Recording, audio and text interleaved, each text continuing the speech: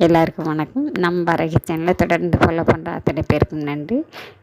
என்னோடய சேனலில் நீங்கள் எளிமையான வழிபாடுகள், சக்தி மேத ஸ்லோகங்கள் அத்தனையும் கொடுத்துட்ருக்குறேங்க. இந்த பதிவில் நாம் பார்க்க போகிறது இன்றைக்கி அஷ்டமி. இந்த அஷ்டமி நாளில் நாம் வரகி தாய்கிட்ட எந்த வேண்டுதல் வைத்தாலும் கண்டிப்பாக அது உடனே நடக்குங்க. தினந்தோறுமே நாம் உண்மையான கோரிக்கைகள் எது வைத்தாலுமே அம்மா உடனே நிறைவேற்றி தருவாங்க. அதுலேயும் இந்த நாளில் நீங்கள் வைக்கும்போது உங்களுக்கு உடனே அம்மா நீங்கள் என்ன கேட்டாலும் கொடுப்பாங்க. சில பேர் பார்த்திங்கன்னா, எனக்கு ரொம்ப பிரச்சனைகள், எனக்கு வாழவே பிடிக்கலை, ஒரு பிரச்சனையை சரி பண்ண அடுத்த பிரச்சனை வந்து நிற்கிது, என்னால் வாழ்க்கையே வெறுத்து போச்சு அப்படிங்கிற நிலைமையில் ரொம்ப பேர் வாழ்ந்துக்கிட்டு இருக்காங்க.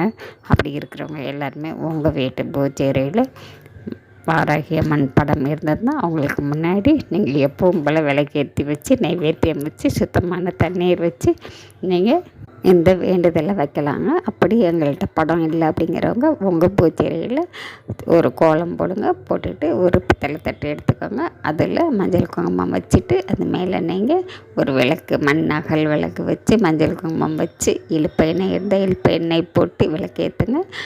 அவங்களுக்கு முன்னாடி சின்னதாக ஒரு நைவேத்தியம் வைங்க, சுத்தமான தண்ணீர் வைங்க. வச்சுட்டு நீங்கள் மளிகை கடையில் அச்சு வெல்லம் கிடைக்குங்க, அந்த வெல்லத்தை கையில் வச்சுக்கோங்க. வச்சுக்கிட்டு உங்களுடைய கோரிக்கைகள், என்னுடைய கஷ்டங்கள் தீரணும், என்னென்னலாம் பிரச்சனை இருக்கோ அத்தனையும் தீரணும்னு சொல்லி மனசார அம்மாக்கிட்ட வேண்டுங்க. வேண்டிட்டு அவங்களுக்கு முன்னாடி ஒரு தட்டில் அந்த வெல்லத்தை வச்சுடுங்க. வச்சுட்டு தீபம் அத்தனையும் காட்டி நீங்கள் தீபாவளி எல்லாம் முடித்ததுக்கப்புறம் அந்த வெல்லத்தை எடுத்துக்கிட்டு போய் உங்கள் வீட்டுக்கு வெளியில் மரங்கள் இருந்ததுன்னா அங்கே எறும்புகளுக்கு நீங்கள் வச்சுடுங்க. கண்டிப்பாங்க இந்த முறையில் தொடர்ந்து செஞ்சுக்கிட்டே வாங்க.